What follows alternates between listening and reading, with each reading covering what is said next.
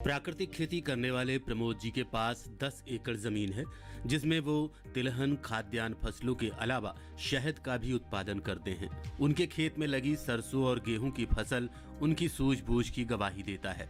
सरसों के खेत के पास प्रमोद जी वैज्ञानिक तरीके से मधुमक्खी का पालन कर अपनी आमदनी और स्वास्थ्य दोनों सुधार रहे हैं। वर्कर मधुमक्खियों के परागण के चलते फसल और शहद उत्पादन में भी बढ़ोतरी हो रही है। इस बारे में प्रमोद जी कहते हैं, ये मधुमक्खी उत्पादन के क्रम में मैं यहाँ पर हूँ इस समय अपने खेत में, और यहाँ सरसों का खेत लगा हुआ है।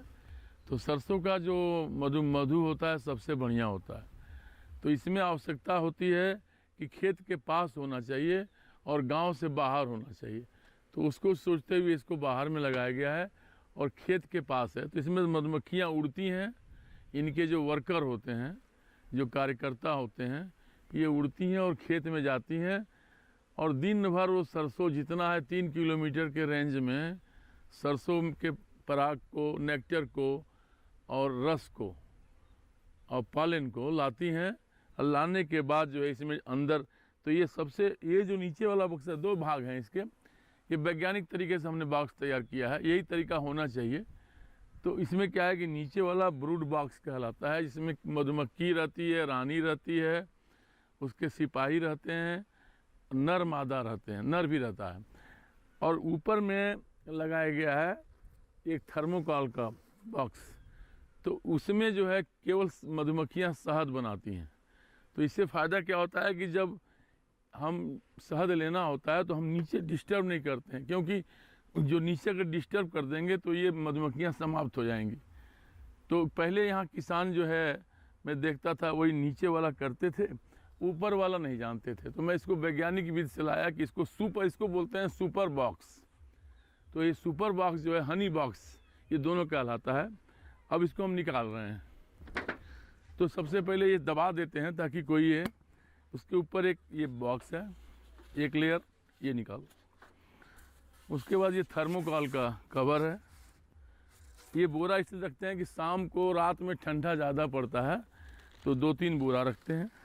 अब देखिए मैं इसको खोल दिया, तो ये जो मधुमक्खियाँ ये बना रही हैं, इसमें केवल शहद बना रही हैं।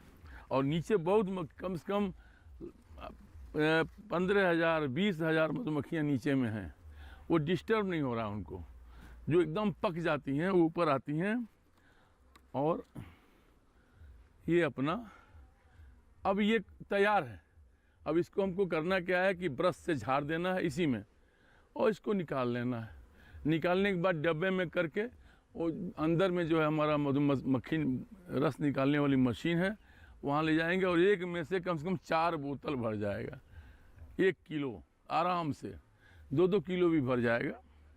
तो इस तरह से अगर ये 1 2 3 4 5 6 है तो एक बार में निकालेंगे तो एक डिब्बे से 15 किलो निकल जाएगा। खेतों में लगी फसल के लिए प्रमोद जी अपने द्वारा बनाए गए जैविक कंपोस्ट खाद का ही उपयोग करते हैं, जिससे फसल बेहतर हो।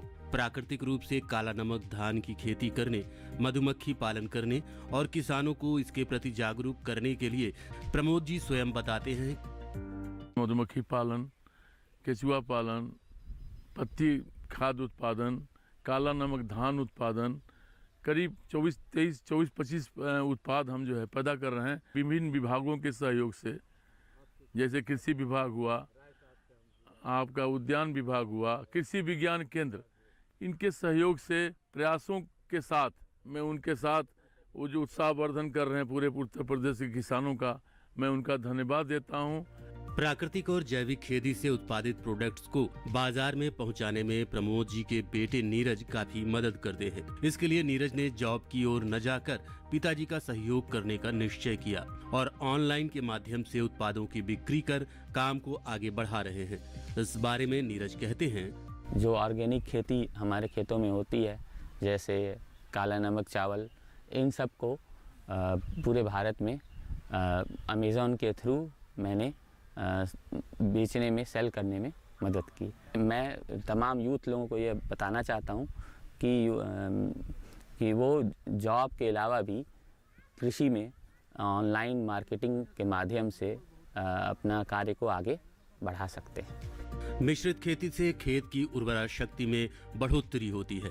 इसे जानकर प्रमोद जी के आसपास रहने वाले दूसरे किसान भी प्राकृतिक खेती करते हुए खेत में जैविक फसलों का ही उत्पादन करते हैं, जिससे उनकी आय में भी बढ़ोतरी होती है। क्षेत्र के किसान शिवाय दीक्षित और इंद्रजीत दीक्षित बताते हैं कि ये प्रमोद जी के प्रयास का ही नतीजा है कि प्राकृतिक खेती का विकास कर रहे हैं। प्रमोद जी प्राकृतिक खेती की तकनीकी जानकारी देते रहते हैं।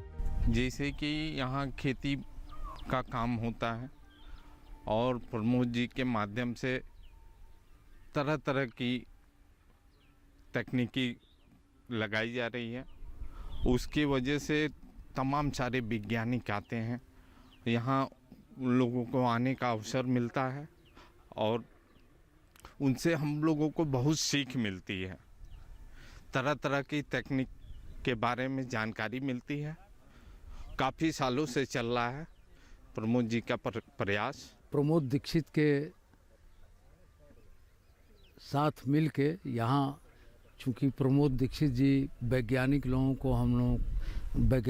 को ले आके इस गांव में और कुछ तकनीकी सलाह दे रहे हैं और वर्मी कंपोस्ट और ये मधुमक्खी पालन और तमाम चीज़ों का, और यहाँ इस गांव के किसानों का मनोबल बढ़ा रहे हैं।